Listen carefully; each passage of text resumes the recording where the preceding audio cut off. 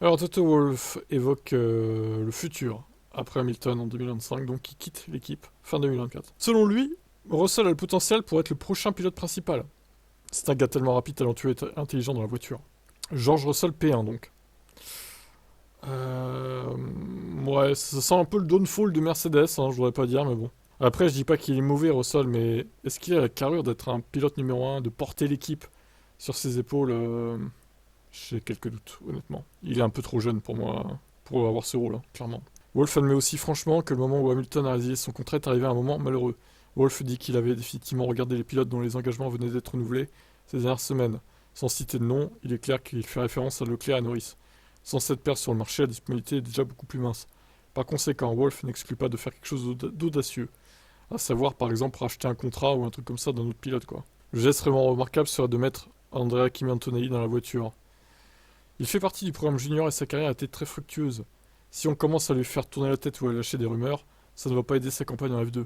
Il est sorti des cartes il y a quelques années. Il n'a même pas 18 ans. Je préférerais qu'on spécule pas sur le fait qu'il aille en F1 à ce stade. Ouais, au final, ça pourrait lui mettre une pression supplémentaire. Il pourrait foirer sa saison de F2 à cause de ça, ça se trouve. Donc il a raison de dire qu'il faut pas spéculer sur lui, quoi. Ouais, il faut qu'il, à la limite, qu'il balance des rumeurs sur d'autres pilotes que sur lui. Comme il va se dire, bon, faut que je prouve que j'ai ma place chez Mercedes, etc.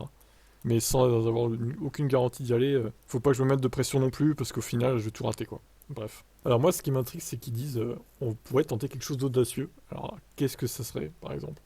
Est-ce que le fait que de ramener Verstappen, de racheter le contrat de Verstappen à Red Bull, non, ça serait impossible. Et ça serait du suicide financier de faire ça. Et par rapport aux fans, ça serait une honte, quoi. Sinon, on fait venir Alonso. Mais pareil, Alonso, en tant que fan de Mercedes, j'ai du mal avec Alonso, hein. Il a tellement été toxique chez McLaren, par exemple, que bon. Puis dans ses autres équipes où il est passé, hein, globalement. On va pas se mentir. Franchement, j'ai du mal à le voir chez Mercedes aussi, lui, hein. Après, bon. Il y a que lui qui sait ce qu'il va faire, et encore, il le sait même pas maintenant, je pense, Wolf. On verra bien comment déjà se déroule le début de saison. Allez, bye.